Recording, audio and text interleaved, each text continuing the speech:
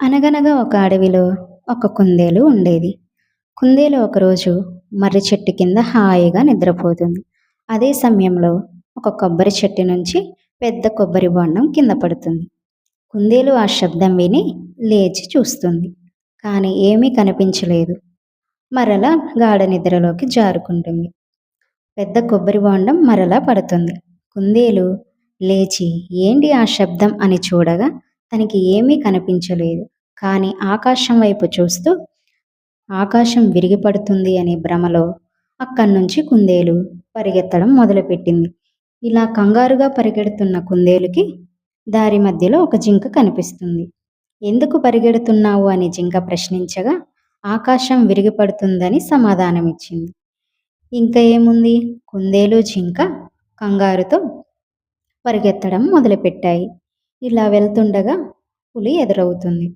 కుందేలు, జింక మీరు ఎందుకు అంత కంగారుగా పరిగెడుతున్నారు అని అడగగా ఆకాశం విరిగిపడుతుందని చెప్పసాగాయి. అవి మూడు కలిసి పరిగెడుతూ ఉండగా వాటికి దారి మధ్యలో ఒక పెద్ద ఏనుగు కనిపిస్తుంది. ఏనుగు వాటిని పిలిచి ఎందుకు అలా పరిగెడుతున్నారు అని ప్రశ్నించింది. అవి ఇది సంగతి, ఆకాశం విరిగిపడుతుంది, అందుకే మేము పరిగెడుతున్నాము అని చెప్పగా కుందేలు, జింక, ఏనుగు, పులి కలిసి మరలా పరిగెత్తడం మొదలుపెట్టాయి. ఇలా పరిగెడుతున్న జంతువులకు ఒక పెద్ద సింహం ఎదురవుతుంది. సింహం మీరు ఎందుకు అంత కంగారుగా పరిగెడుతున్నారు అని ప్రశ్నించింది. అప్పుడు అవి ఆకాశం విరిగిపడుతుంది అని సింహంతో చెప్పసాగాయి. అప్పుడు సింహం అవునా, మీకు ఎవరు చెప్పారు ఆకాశం విరిగిపడుతుంది అని ఒక్కొక్క జంతువును పిలిచి ముందుగా ఏనుగును పిలిచి అడిగింది. ఎవరు చెప్పారు అని అడగగా దారి మధ్యలో వస్తుండగా నాకు పులి చెప్పింది అని చెప్పాయి. పులిని పక్కకు పిలిచి అడగగా నాకు దారి మధ్యలో వస్తుండగా జింక ఇలా జరుగుతుంది అని చెప్పసాగింది అని పులి సింహంతో చెప్పింది. సింహం జింక నీకు ఆకాశం విరిగిపడుతుందని ఎవరు చెప్పారు అని అడగగా సింహరాజా నాకు కుందేలు చెప్పింది అనగా కుందేలును అడిగింది.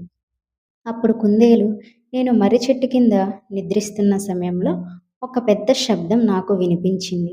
నేను ఆకాశం వైపు చూసి ఆకాశం విరిగిపడుతుందని కంగారుగా పరిగెత్తి వచ్చాను అని చెప్పగా జంతువులన్నీ కలిసి శబ్దం వచ్చిన ఆ ప్లేస్కి వచ్చాయి.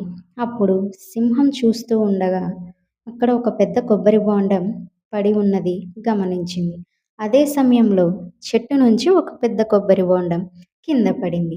అది చూసిన కుందేలు తాను భ్రమపడినట్టు అనుకొని అండగా సింహం ఇదేనా విరిగిపడిన ఆకాశం అని నవ్వుతూ అంటుంది.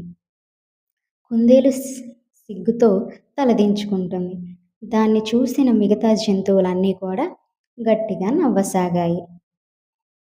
దీనిలో నిజాయితీ ఏమిటంటే మనం చూడకుండా ఒకరు చెప్పిన విషయాన్ని బట్టి అదే నిజమని మనం నమ్మకూడదు.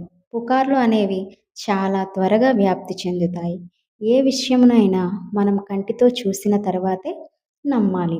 లేదు అంటే ఆ జంతువులు మోసపోయినట్లుగా మనం కూడా మన జీవితంలో మోసపోవడానికి అవకాశం ఉంటుంది. ఇలాంటి మరెన్నో కథలు మీకు కావాలి అనుకుంటే మన ఛానల్ని లైక్, సబ్స్క్రైబ్ చేయండి.